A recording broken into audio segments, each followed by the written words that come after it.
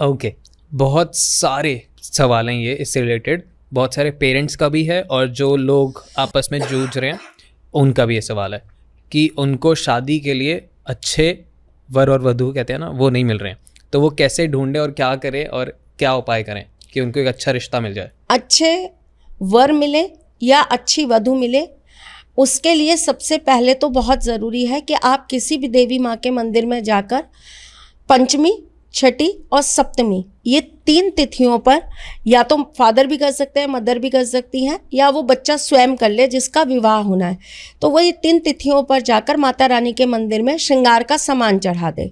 जैसे कि मेहंदी हो गई, चूड़ी हो गई, बिछिया हो गई, बिंदी हो गई, सिंदूर हो गया, ये चढ़ा दे और वहाँ पर ही माँ के सामने मन्नत मांग ले कि मेरा ये विवाह जैसे ही हो जाता है या मेरी बच्चे का विवाह हो जाता है तो हम आकर आपके यहाँ पर 16 श्रृंगार चढ़वाएंगे।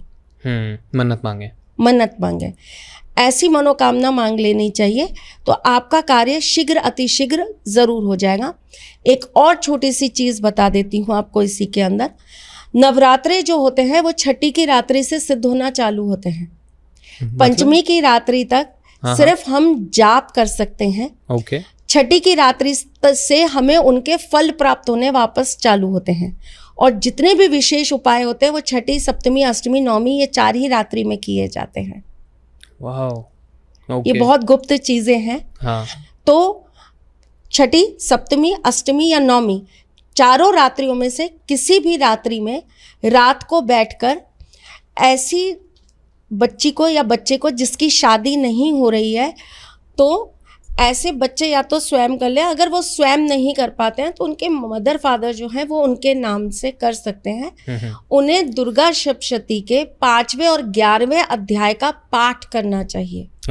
और कम से कम उनको 9 बार इस पाठ को करना चाहिए।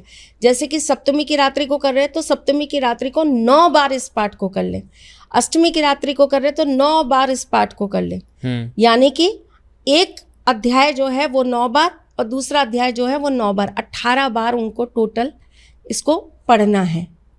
आप समझ गए मेरी बात जी? कैसे समझाया मैंने? 2 अध्याय बताए, प्रत्येक अध्याय को आपको 9 बार पढ़ना है। ठीक है। तो एक अध्याय 9 बार और दूसरा अध्याय 9 बार, यानी कि 18 बार आपको उस अध्याय को पढ़ लेना है, जो भी रात्रि आप चयन करें। और उसके बाद में आपको माँ के चरणों में थोड़े से चावल और पुष्प चढ़ा देना है और माँ से प्रार्थना करनी है कि हमारी ये मनोकामना है, इसे आप शीघ्र अतिशीघ्र पूर्ण करें। परफेक्ट। जय माता दी।